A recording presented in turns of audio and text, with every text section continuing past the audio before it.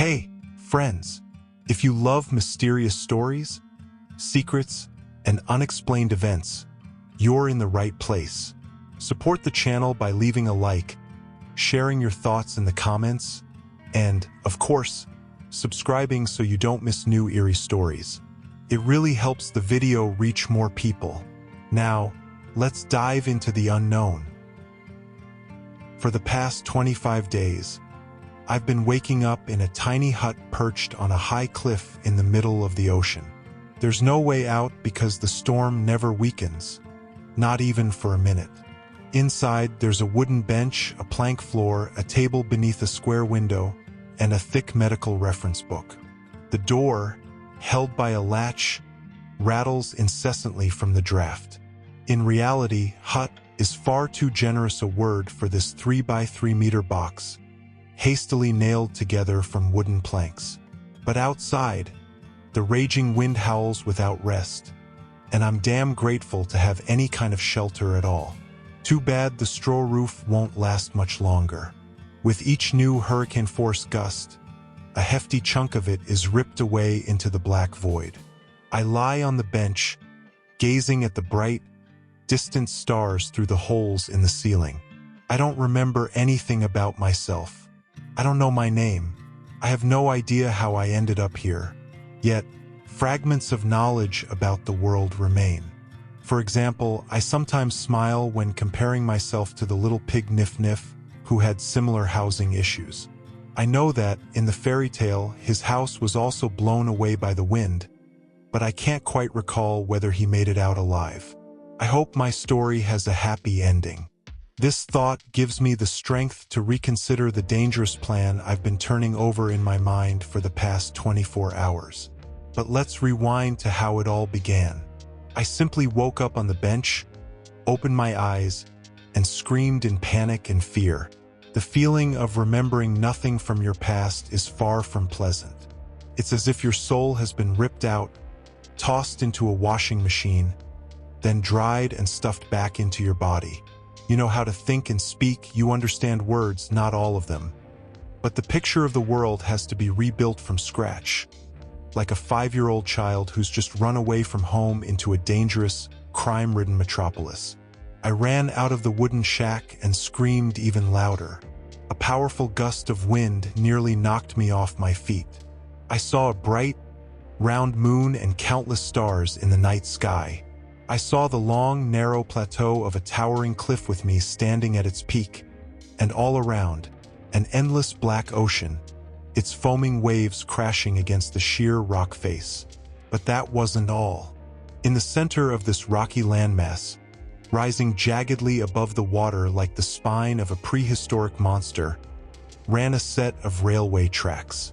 The iron path twisted according to the whim of the rock formation, veering left, then right, stretching for roughly 2 kilometers. The moonlight outlined the boxy silhouette of something strange standing on the rails just 20 steps from my shelter. Tram! The word flashed in my mind. I was about to rush toward it, shouting, "Hey!" But at that moment, the wind nearly hurled me into the raging ocean below, and right before my stunned eyes, a massive tree with long roots flew past. I was afraid I wouldn't make it to the tram, so I retreated into my wooden refuge. On the table, the wind fluttered the pages of an open book. I flipped over the cover and read the title, Medical Reference Book, then returned to the open pages.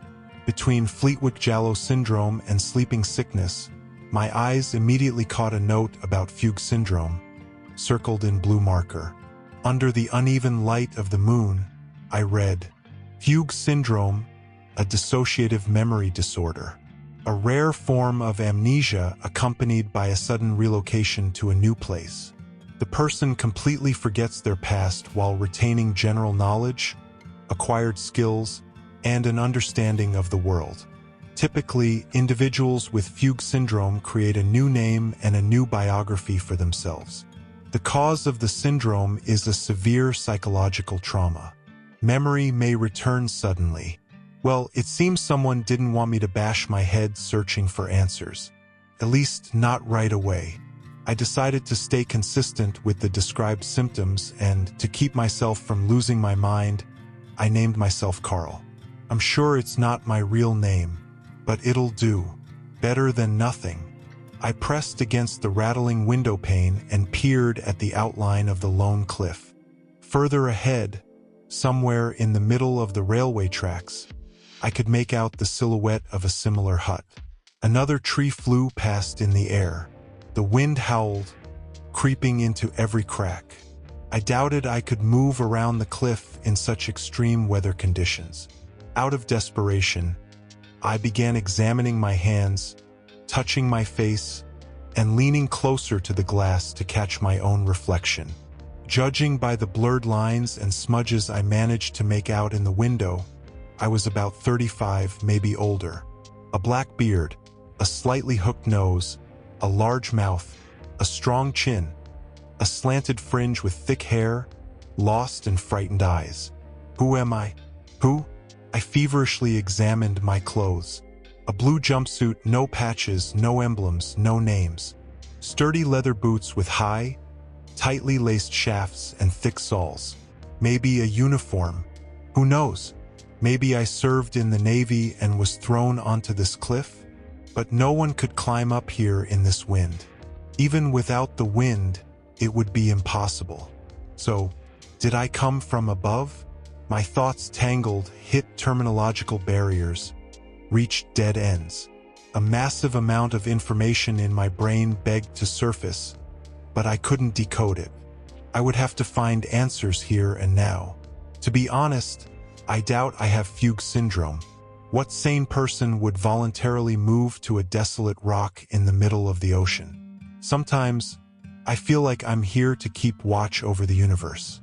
Other days, I think I'm trapped in someone else's nightmare.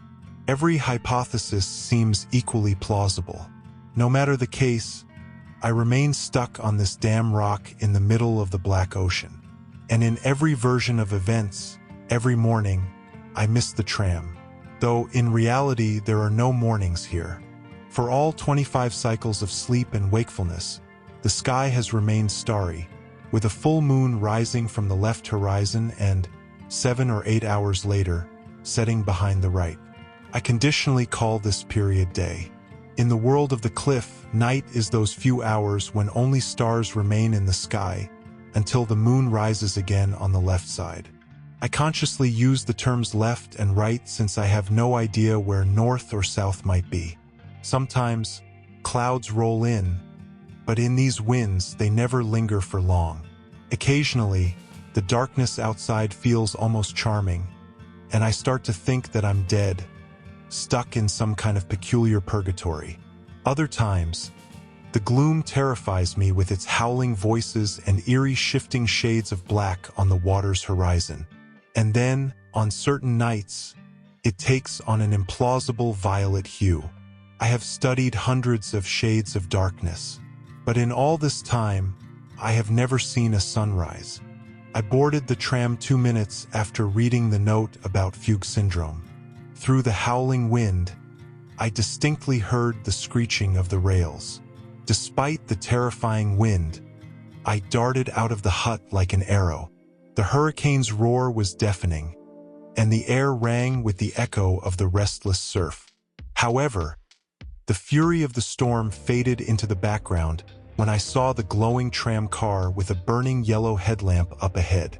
Against the dark, cloudy sky, it looked like a mechanical tin angel descending into the abyss to evacuate the poor souls with shattered memories. The tram, red as blood on the outside, stopped in front of my house. The front and rear accordion doors opened with an asthmatic wheeze. With the joy of Robinson Crusoe, "Damn, who is that?" I rushed to the front door and began banging on the glass of the driver's cabin. Inside sat a slim young woman in a blue uniform consisting of trousers and a blazer. She looked no older than 30, a beautiful ash blonde with a slender, noble face. "Conductor," my memory suggested. I continued banging frantically and babbling words. "Hey, hello! Do you know where we are? Could you open the door? Why are you silent? What is this place?" What happened? What's your name? I'm Carl, what's yours? Where are you going? The tram came to an abrupt halt. I froze with my fist raised and immediately fell silent. Only the relentless howl of the storm could be heard. The woman stood up from the driver's seat with some algorithmic precision, slid the cabin door open, and pushed me in the shoulder with such force that I landed halfway down the cabin. I wanted to jump up and charge at her, forgetting any decency. But then the blonde threw back the hem of her long coat, revealing a white shirt tucked into her trousers, and pulled a massive silver revolver from her holster, which immediately fired, ripping a chunk of the wooden seat just 2 centimeters from my face. "Don't do that again," the conductor coldly said, glaring at me with her piercing gray eyes. She deftly returned the revolver to its holster, went back into the cabin, closed the door, and we rolled off again. I didn't say another word. I simply sat on the shot-up seat and sulked, staring into the darkness. Crazy bitch. That's what I called her. The cabin rocked side to side. The ceiling lights flickered momentarily but always came back on. I looked around. 7 rows of 2-seat benches with a wide aisle in the middle. Red handrails attached to the white ceiling. Rubberized floors with 3 square hatches outlined by galvanized edges. The outer hatches were about a meter diagonally, while the middle one was much smaller. At the other end of the cabin, there was another driver's compartment. At one point, as I looked out the window, I was horrified to see a tree flying overhead. If something like that hits the tram, we're done for. As we made a turn, the tram screeched with the whole iron frame, and I thought it was going to tear in half. From the rails to the edge of the rocky plateau in either direction, there were probably no more than 5 meters. If it tipped over, there would be no chance for maneuvers. We would simply crash to the ocean floor, and on the way down, we'd smash against the rock outcroppings. I wanted to return to my hut.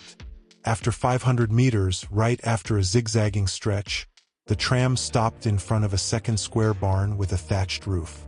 The iron accordion doors opened invitingly.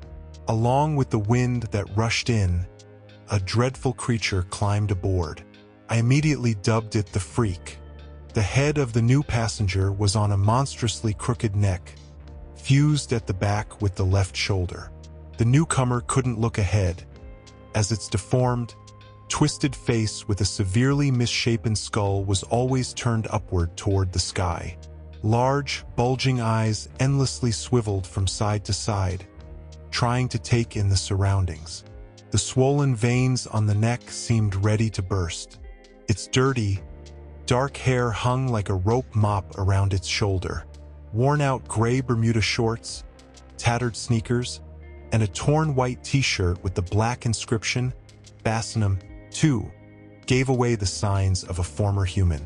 Tourist, my memory suggested.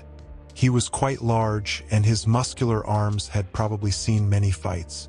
He surely wasn't born like this. Maybe it was the result of a horrific experiment. Under his arm, the Freak held a couple of 1-liter plastic bottles of water. Grabbing the handrails, bumping into seats, and shaking his mop of hair, the hulking figure made his way down the aisle and sat on the other side, across from me. I turned around, stared at the drink in the transparent bottles, and licked my dry lips. But when those angry pupils on the twisted head darted in my direction, I quickly turned away. The doors closed.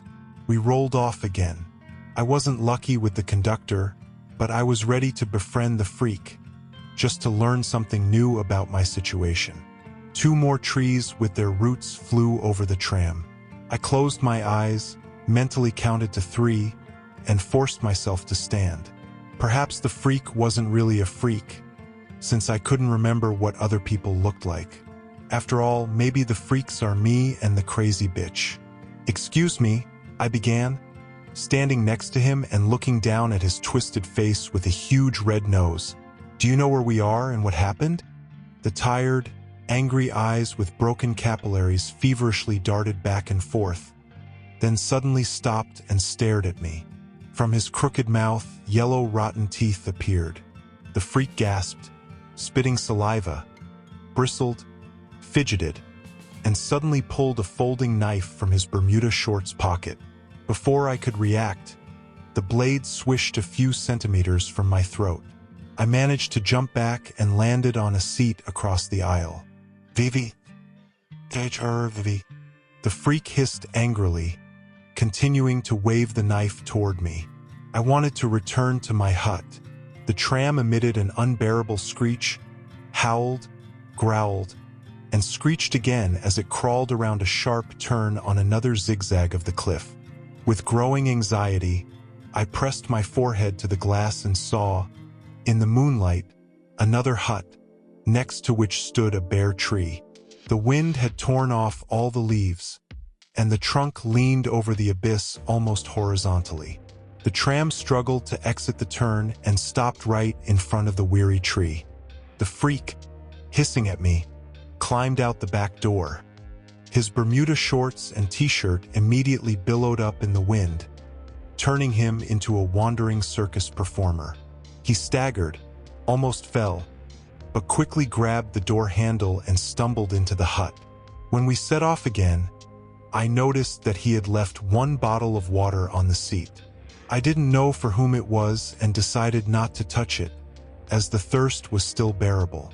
We drove almost to the end of the 2-kilometer cliff plateau. The rails continued ahead and ended in mid-air above the furious ocean. The crazy bitch stopped. The doors opened. At that moment, I still didn't know if she was going to continue her journey to nowhere or just stay here. I didn't want to take any chances, so I got off. The wind blew through me. Holding onto the red iron side of the tram, I walked forward, threw a contemptuous glance at the crazy bitch and moved on. At the edge of the cliff, on either side of the rails, large stone boulders loomed, behind which I could hide from the wind. I entered this unfinished rocky arch and sat down on the ground, pressing my back against the stone, my legs against the rails. Despite the howling wind, I jumped when I heard the hissing sound of the tram doors closing. The crazy bitch crossed the entire cabin to the rear compartment, and, with a clatter of metal, the tram rolled back. Each time, I watched her leave, my gaze fixated on the yellow eye of the rear headlamp until darkness swallowed it around the distant turn. On that first day, I had no confidence that she would return. I sat under the boulder, shivering from the cold, choking on the feeling of an impending purpose. It seemed as though I had been brought here for a reason, that I had to fulfill some important mission. I looked around. Under the protruding ends of the rails, I discovered a short, relatively gentle descent, dotted with sharp rock outcroppings. At my own risk, I decided to climb down. Thanks to the abundance of rocks I could hide behind from the side wind, I made it down to the lower ledge and found myself back on the steep cliff. I had only approached the ocean by 2 of my own heights, but the water still seemed monstrously far away, perhaps 30 or 40 meters. Like a wingless bird, I huddled tightly between the boulders and, lying on my stomach, cautiously peeked over the edge of the cliff. What I saw sent my heart racing. A metal ladder was embedded in the rock. It stretched all the way to the ocean, and down below, on a small patch of smooth stone slab, a boat squeaked, chained to a bent pin. On the peeling blue paint, I was able to make out the yellow-painted inscription, Bassinum 2. Dragon-like waves splashed over it with white foam, sank their salty teeth into it, and tried to carry it away, but the boat fought back. A glimmer of hope pierced down to my heels. The problem was that 5 meters of vertical rock separated me from the top of the ladder. I had no doubt I could prove myself as a climber, but with that kind of wind, my chances were close to zero. I lay in my hiding place for many hours, enjoying the sight of the boat and how the waves couldn't tear it away from the cliff. This dinghy was the most beautiful thing I'd seen on this island, and I didn't want to die without at least trying to reach it. That day, I never managed to push myself to try. After 5 or 6 hours, the creaking of the rails reached my ears, and I realized it was time to go back. The crazy bitch was making her next round. I climbed back up to the plateau and darted into the open doors of the tram, leaving behind the roar of the storm and the crashing of ocean waves.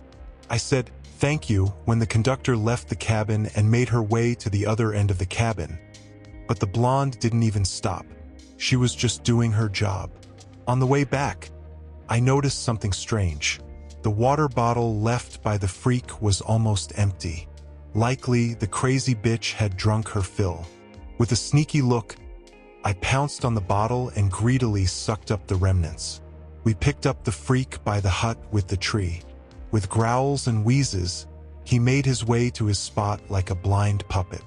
Under his arm, he carried an empty bottle. Then it hit me. He was bringing water to someone at the third hut. Someone I hadn't seen yet. Perhaps there I would find the answers. We were heading back, each to our own refuge, and there was some strange sense of a completed day in the clinking of the rails. A loud squeal on the turn. At the next stop, the freak got off, taking the emptied bottle with him. He did this every day. I no longer doubted that he wasn't just forgetting the water. The big guy was sharing it with the crazy bitch. The tram dropped me off in the hurricane-like wind, 2 meters from the hut. I intentionally circled around the iron monstrosity from the front, casting a curious glance at the beautiful, yet completely indifferent face of the conductor. Her cold eyes didn't even look at me. The crazy bitch. A tree flew over us again. The tram doors closed, and it rolled on, driving into the space between 2 long, tall boulders. There, the tram halted and turned off the lights. Of course, I figured out that the freak was getting water from some source of his. If our homes are of the same nature, then I must have water too. In the hut, 3 by 3 meters, there simply wasn't any room to hide anything. A wooden bench by one wall, a small table under a square window. Above, rafters, straw, and stars. Below, a floor made of dusty planks. A door and nothing more. Under the bench, I found 2 1-liter plastic bottles, just like the ones the freak had. I stood in the center of the hut and froze. The pages of the medical manual fluttered in the draft. I closed the book and threw it onto the bench. And then, through the mournful howling of the wind, I heard the sound of drops. Drip, drip, drip, drip. I fell to my knees and pressed my ear to the floor. After a few minutes, I managed to find the loosest board. With some difficulty, and at the cost of a torn nail, I pried it up, revealing a black gleam of water underneath. It was a stone well, square in shape, about 1.5 by 1.5 meters. The water reached almost to the floorboards. I lay next to the pried-up board and plunged my arm into the water up to the elbow. It was unbearably cold. I immediately filled the bottles and drank one almost immediately, then filled it again and continued drinking. That first day, I couldn't sleep for a long time. I still didn't remember anything, and it was driving me mad. I didn't know what another world looked like, what another landscape might be. If there was a place where hurricane winds didn't blow, where trams didn't travel back and forth along a long cliff with 4 stops each way. Was there a place where the moon wasn't always full and where dawn came? Or is the world always like this? Dark, lonely, and terrifying. I shuddered at the thought that the universe was a cliff in the ocean with a boat chained at the bottom that couldn't be reached. But then what's the purpose of the boat? And new thoughts began to lift me. I settled on the bench closer to the window, and to the music of the wind, I waited for the yellow to fly through the gap in the clouds. A satellite. I remember it's called a satellite. They fly to transmit signals. So, there must be someone else. Signals can't just be sent into nowhere.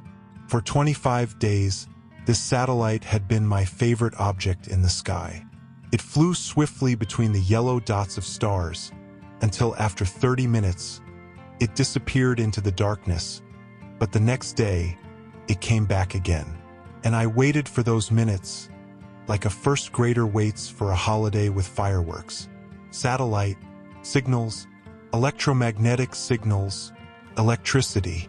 The memory in my head stirred like an annoyed, awakened cat. Suddenly, I remembered the tram. Electricity. The tram must get energy to move.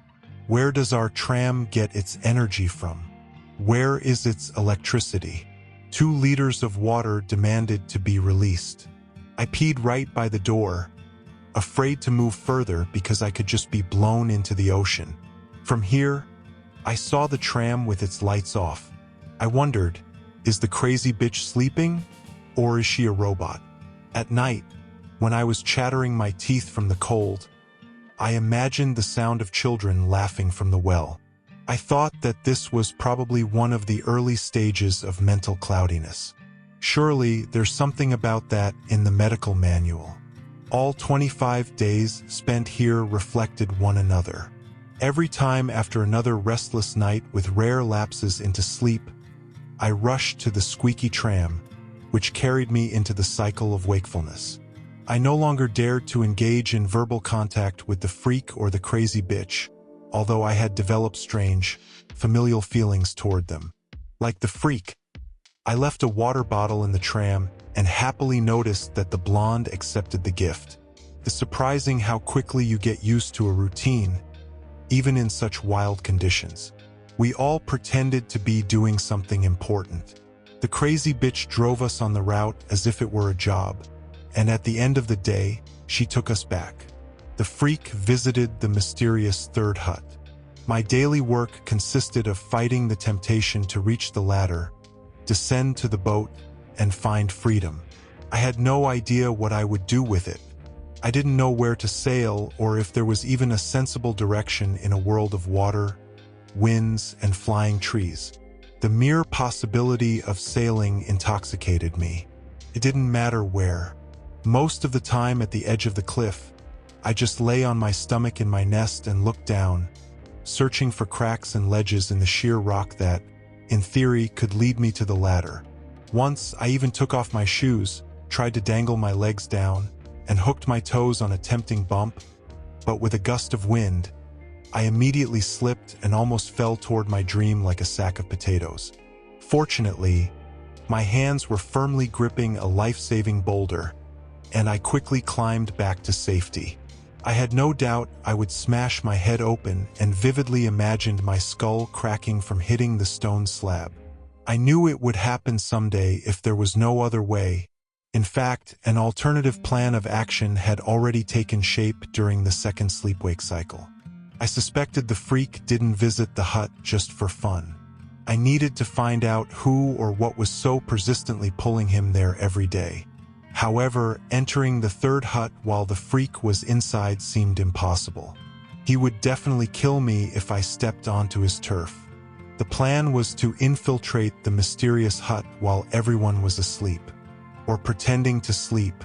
I had to get there without the tram, about 1.5 kilometers. At my own risk, become a flying tree. 25 cycles. That's how long it took me to decide to take action.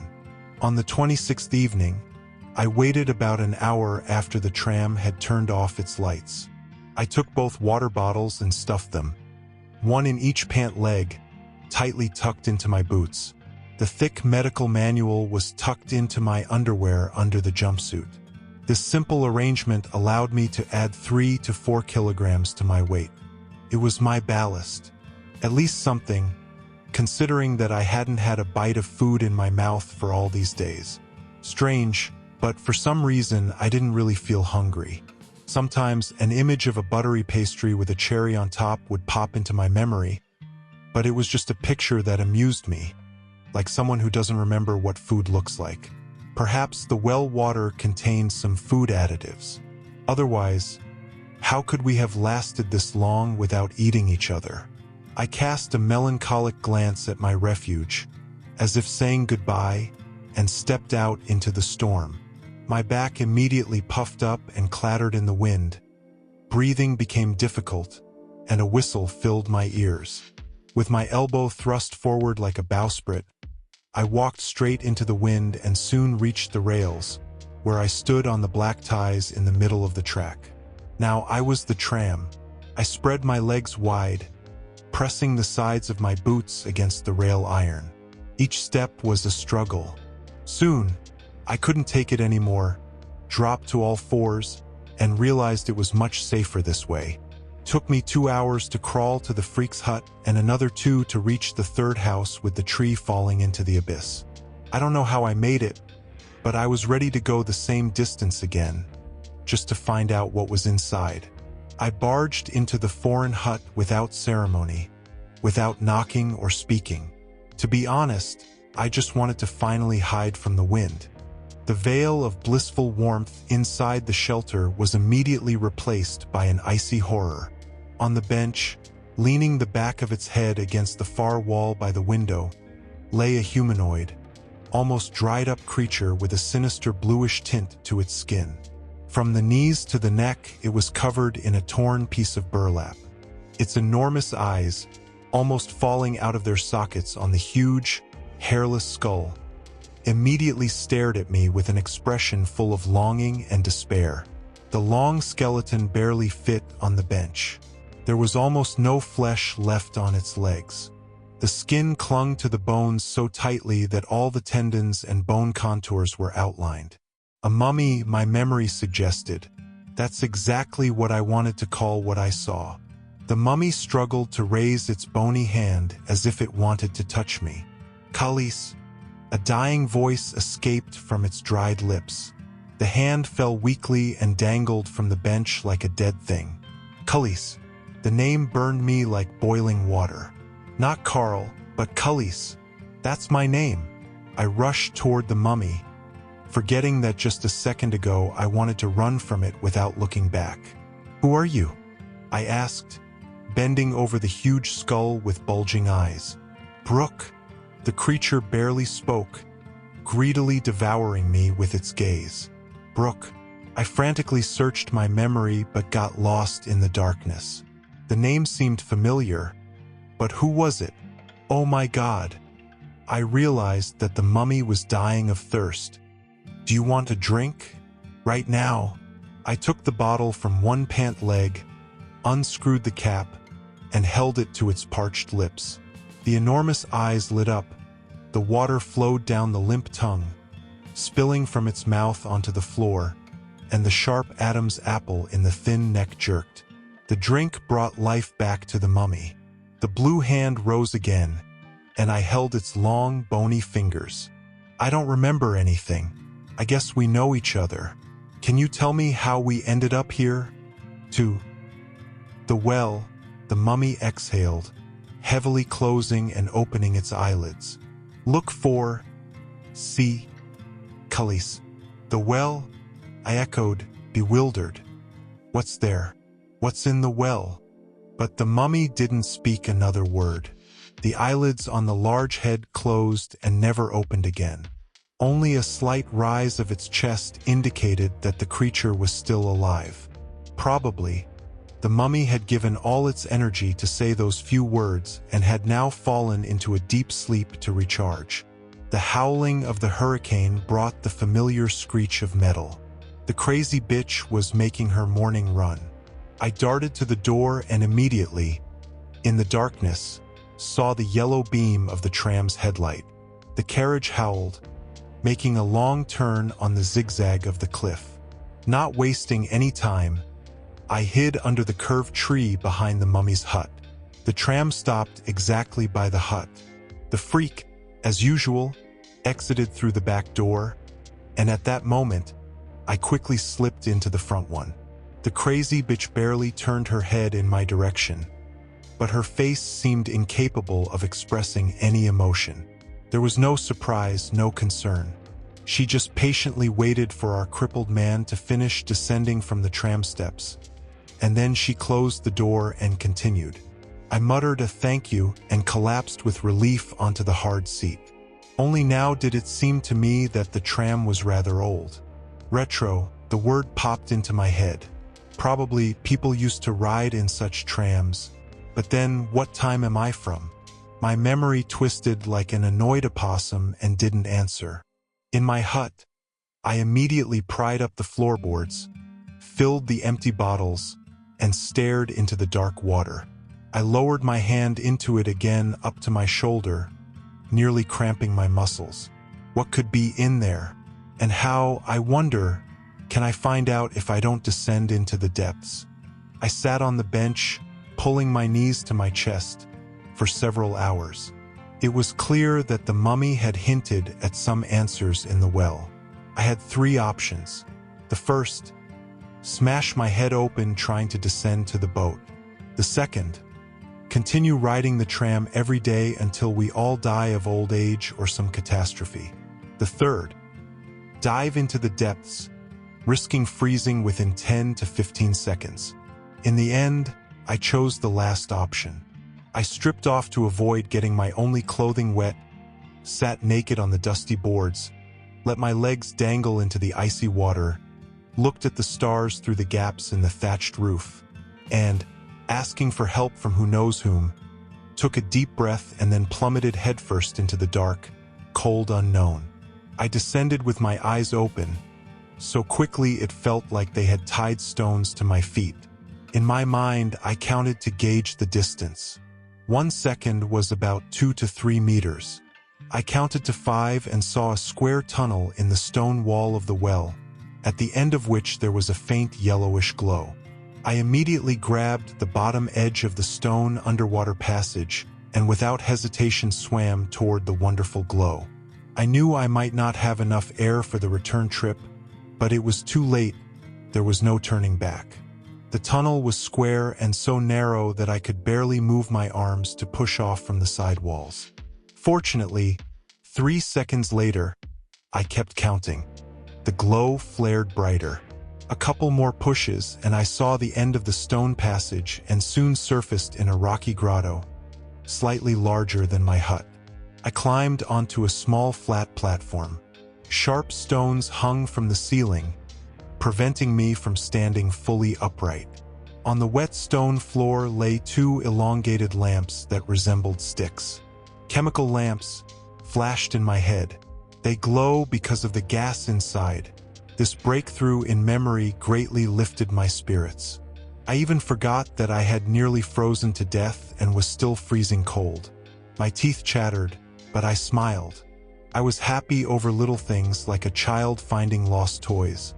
Speaking of toys, right there, between the lamps, I found a blue teddy bear made of terry cloth, a coil of rope, and next to them a strange musical instrument.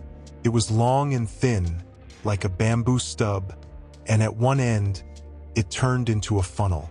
There were 3 red buttons on the side, like a primitive monkey and just as naked. I curiously fiddled with the thing, sniffing at each end, pressing the buttons, then blew through the narrow end. An interesting sharp sound rang out. A flute flashed in my head again. Shepherds play them when they want to entertain themselves. However, after the flute and its wonderful sound, all my attention was drawn to a small black cube with slits on all sides from which steam was rising. This thing was located far behind the other toys. Someone had shoved it under a stone alcove deep inside the narrow cave. I kneeled, crawled over, and took the steaming object from the stone niche. The steam coming from inside warmed me. The cube was warm, but not hot. I pressed it to my chest and for several minutes, blissfully warmed myself, enveloped in the warm vapors, until I noticed that there was still something left in the niche. A brown scrap of crumpled paper. I eagerly grabbed it. My heart pounded as I unfolded the folded sheet with jagged edges. Before me was a map, or rather a torn piece of a map. At the top I read, Basinum -2, Plan Scheme of Segment 12. On the once damp, now dry fragment of the map, our cliff was clearly visible. Or rather, the part of it where I lived with my grim, unfriendly neighbors. The plan scheme depicted a profile cut of the rocky plateau segment, which, now I had no doubt, was part of something bigger. Probably part of an extended infrastructure. On the profile of segment 12, I quickly found the huts. Mine, the freaks, the mummies, and a red rectangle with a vector arrow denoting the tram. I recognized the freak's hut by the dashes next to it symbolizing a tree. Beneath my hut, a vertical well shaft descended into a horizontal branch leading to a dead-end grotto, marked with a blue man-made cross. The well continued below sea level, indicated by a blue horizontal dashed line running through the entire drawing, branched into several more grottos, and, strangely, had no marked bottom. One of the underground passages connected to the well in the freak's hut. No other wells or shafts were visible in Sector 12. Turns out, the freak and I are the only lucky ones with access to drinking water. I turned the map over, hoping to find more answers. What is Bassinum, too? Where was this tram supposed to go on the broken tracks? Here I hit another dead end, but what I had in hand sparked a storm of adrenaline-filled thoughts. I even forgot I was still cold. I closed my eyes, forced myself to think. Maybe Bassinum, too, is some kind of settlement, and Sector 12 is a rocky isthmus connecting neighboring islands or continents. Unknown images flashed in my head. I saw palm trees, a beach, waves, a sunny day, yachts, a wooden pier, penguins, and a blue sky. My God, what is this? What miraculous visions are hidden in my mind? Can such beautiful places exist beyond this grim world with its eternally dark sky and the rising and setting moon?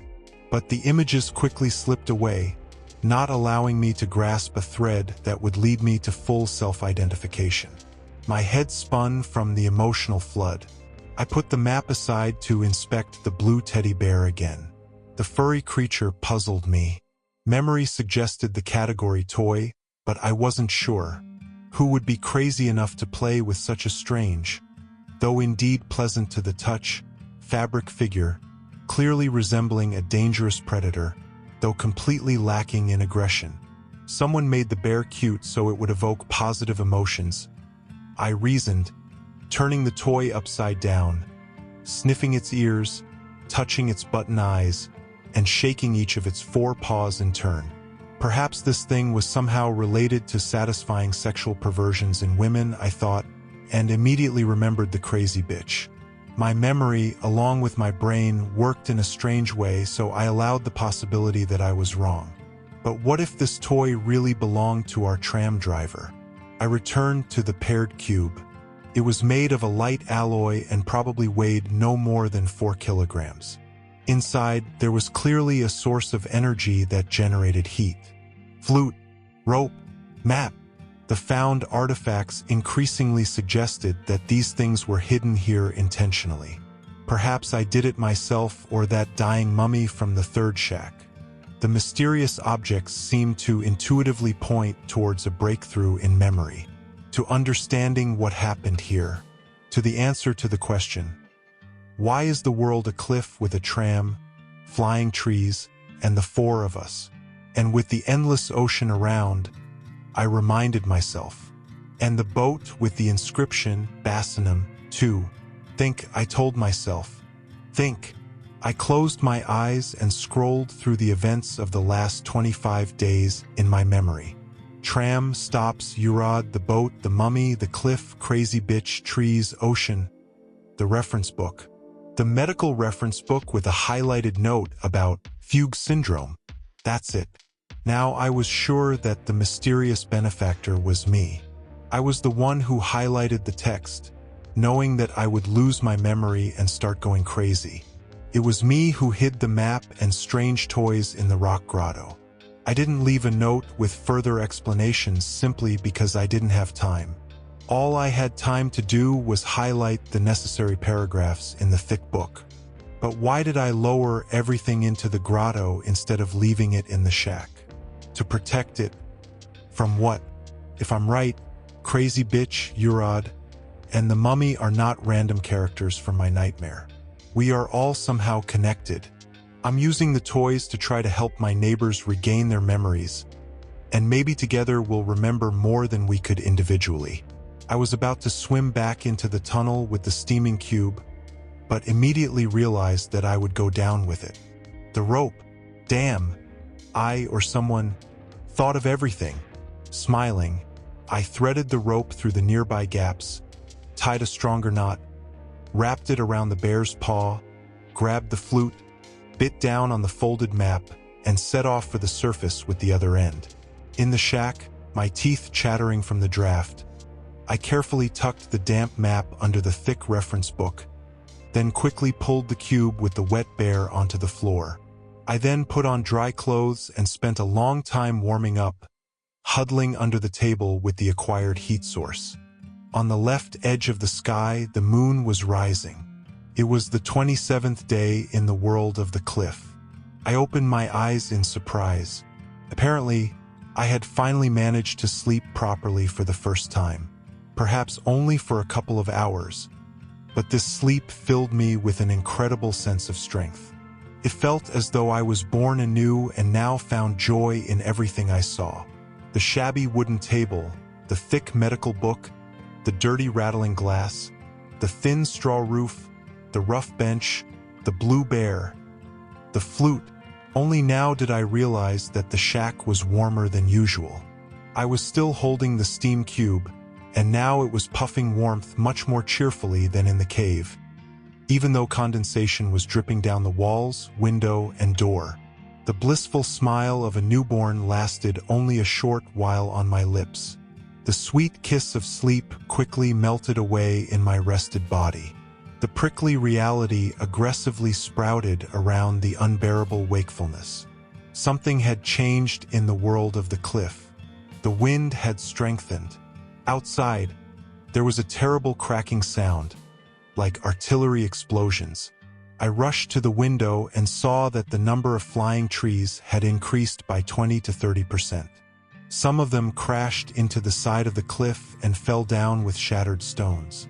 Miraculously, my house had yet to experience a fatal collision. What saved it was that most of the projectiles still flew above the roof. From the window, I noticed that the ocean below had stirred up seriously. Waves were rising to the height of a 5-story building. A fleeting image of some town flashed in my mind, and the water level had risen significantly. I had every reason to suspect that soon this wondrous, relatively safe, but eerie cliff might be completely submerged, and then it would be the end for all of us. No lifeboat would survive those waves for even a few minutes. Yes, most likely there's no lifeboat anymore. It should have been shattered to pieces by now. I understood that there was no time to waste. I filled the bottles with water, habitually shoved them into the legs of my pants as ballast, stuffed the flute into my right pocket, wrapped the rope around my shoulders, hugged the steam cube, pressed the blue bear under my arm, and ran out into the storm. The yellow lantern in the night shone straight into my eyes. Rusty iron shrieked, the rails groaned, the old mechanisms creaked, and the tram with a crash rolled toward me. I jumped out of the way just in time.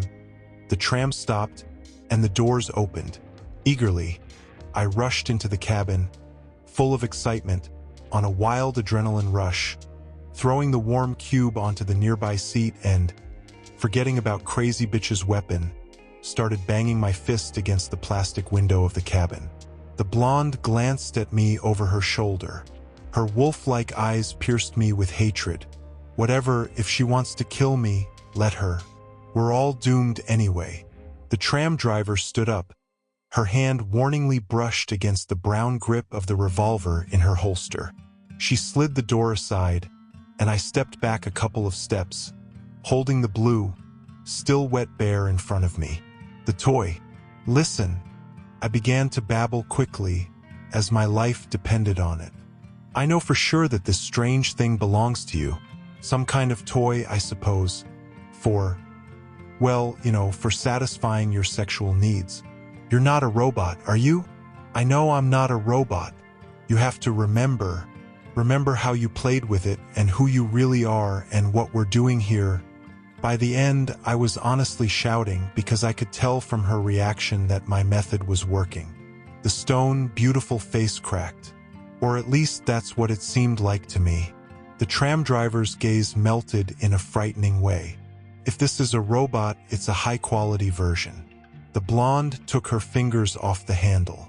"Prudence," she said with moist eyes, looking at me in a completely new way, as if she had known me for 1,000 years. Prudence. The new name hit me like a massive, deadly wave. The bear was not for sex. It belonged to the little girl. I dropped the toy to the floor and my hand instinctively reached into my pocket for the flute, which in reality was a mobile device for storing media files. I brought the flute to my lips, my fingers pressing the red buttons in the correct sequence. First, third, first, second, first. Then I blew into the device. From the funnel-shaped end, a blue, shimmering blob of archived file shot out. In an instant, it expanded into a large holographic image, filling almost all of the space between me and Crazy Bitch, who, as I now knew, was named Emma, and was not a bitch all the time, only when she got really angry or was woken up too early before her cup of coffee. The blonde and I stared at the holographic blonde girl in a blue jumpsuit, which differed from mine only in size. She had beautiful curly hair below her shoulders, and only a blind person wouldn't see that she was a child's copy of Crazy Bitch. The little girl stood against the backdrop of the silver cabin lining, with a wide porthole window of the interstellar ship Cassetta. Outside, some 900 parsecs away from the 64th route connecting the needle-like worlds with the quasi-collapsing nebulae of Oho, the gorgeous dwarf galaxy green tadpole was passing by. I knew this route. Now I knew everything, or almost everything. I held the flute so that the recording wouldn't jump out of the roof, but stayed precisely between us. 10-year-old Prudence apparently didn't know she was being recorded and was speaking to someone who wasn't in the frame. Is it safe to swim there? I heard that on Bassanum they have monsters and swimming is forbidden. There are safe sectors with isolated lagoons. The voice behind the camera reassured her. Don't worry, Prudence. You'll definitely show off your new swimsuit to the other girls. Or to us, if there aren't any other girls there. Why did we go so far from home? The blonde, curly-haired girl pouted, puffing out her plump lips. I'm tired of waiting. Aren't there ocean planets in our galaxy? Not one like this. What makes it different? It has a special climate. Do you understand? So you can heal. At that point, the recording ended. I stared at Emma, my pilot, with wide eyes. Everything fell into place. We had traveled to the ocean planet Bassanum, following the advice of a dubious doctor to cure my pilot's daughter from an incurable disease that had been killing her since birth, selectively consuming brain cells in the frontal lobe. The life expectancy prognosis was 11 years. 2 months ago, she turned 10. We were clinging to a straw. We had met this strange, wrestler-like doctor with long hair by accident on one of the moons of the gas planet Rofa in the old Fox star system.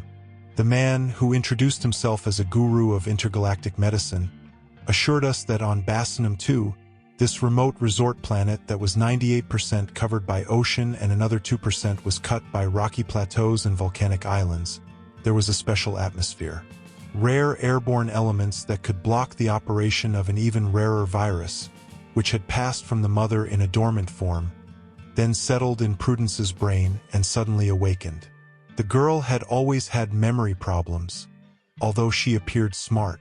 In recent months, she had been fainting frequently and sometimes had severe nosebleeds, so bad that we could no longer take her on long flights.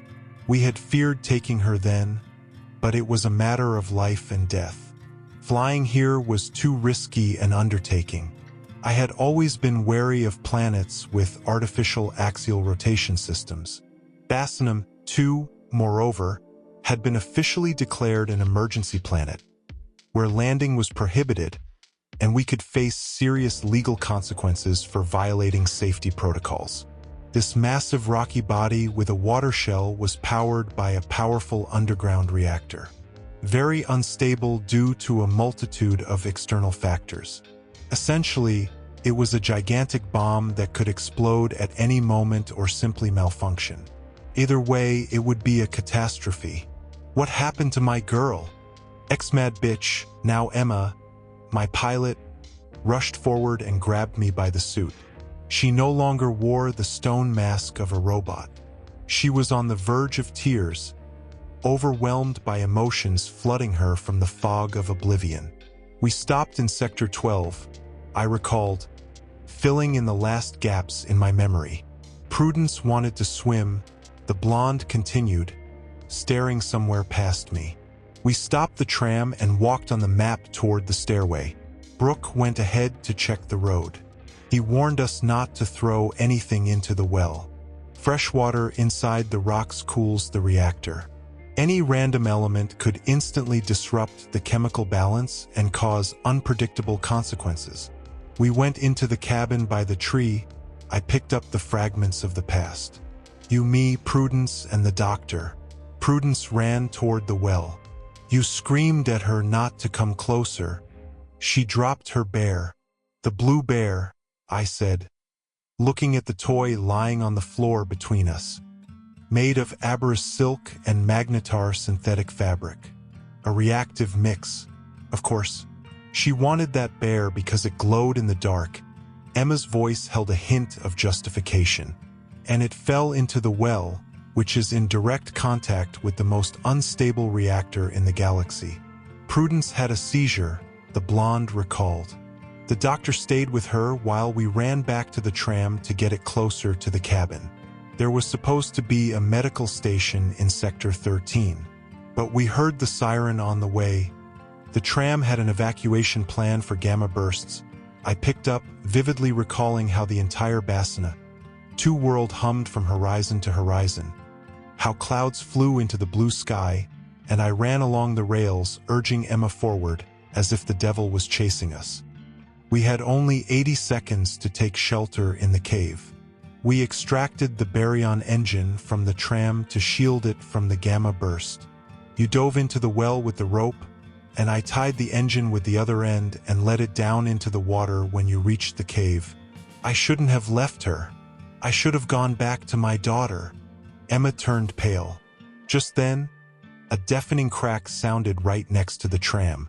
We instinctively crouched, used to countless pirate attacks during our long space journey. Now everything fell into place. The tram wasn't just a tram. It was an evacuation module. The yellow dot in the black sky, which I had mistaken for a satellite, was actually an intergalactic ship hovering in low orbit, waiting for us. And the creature I had called the Freak was, of course, the doctor. If we were lucky, Emma's daughter should now be in the cabin by the tree with him.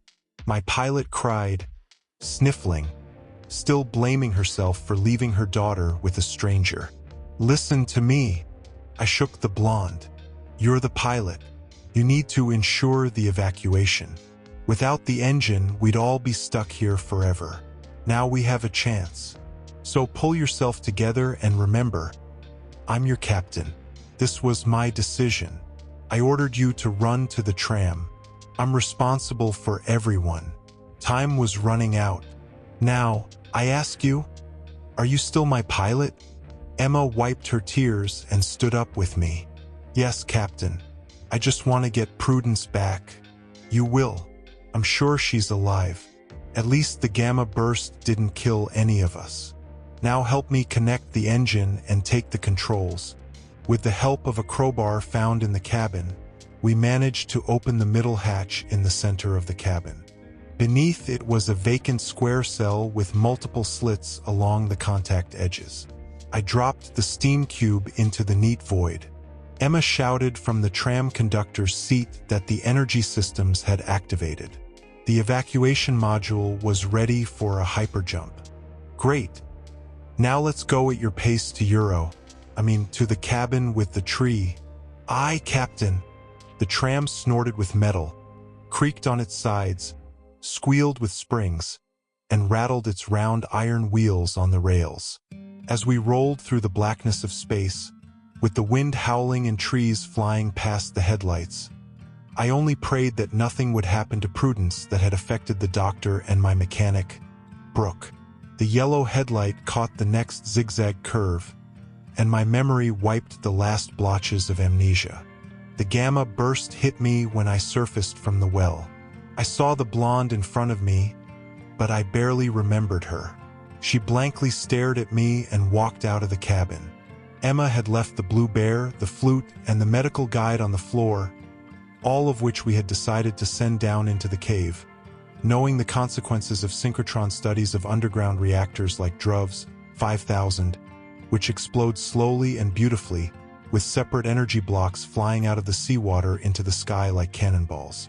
All those things were supposed to help us remember who we were and what we were doing, but it all happened too quickly.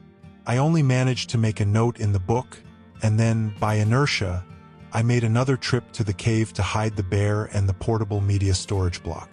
I also hid the map there, but in the cave I didn't fully understand what I was doing. It was as if my body was following the remaining program set by someone else. And when I surfaced a second time, I had no idea what was happening. I sealed the well with boards, stared at the book, and kept reading the same note about fugue syndrome until I passed out from trying to self-identify. When I woke up, I was already a new person. The tram screeched in agony and stopped by the cabin with the tree, still intact. The front doors opened with a hydraulic hiss. We both leaped out into the storm. The wind knocked us off our feet. A second more, and my pilot stormed into the hut first. I followed right behind and slammed the door shut. "Prudence!" Emma exclaimed, but we didn't see the girl, though we heard a splash. On the bench, leaning against the wall, stood the stiffened freak. From his torn chest, the darkened edge of his inflated heart protruded. Thickening blood was dripping from his nose and ears.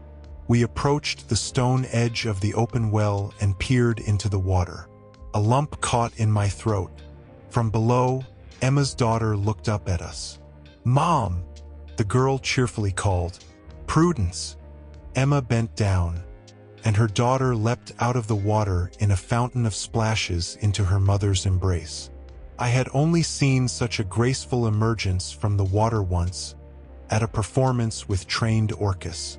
And here it was again. The gamma burst had robbed her of her beautiful hair, covered her skin with shark scale-like teeth, and fused her fingers into webbed appendages. In this form, she didn't feel cold in the icy water.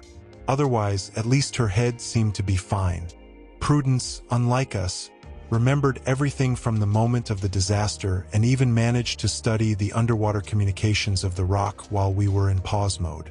She had probably surfaced under my cabin, but was too shy to show herself in her new form. "I don't want any more resorts," the girl complained while her mother smothered her in a hug with scratched hands. "None more. Promise."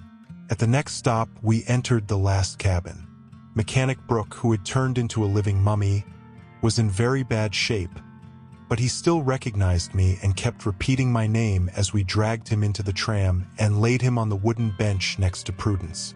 It was fine, I thought, as captain. In the med bay, we could restore people from worse states.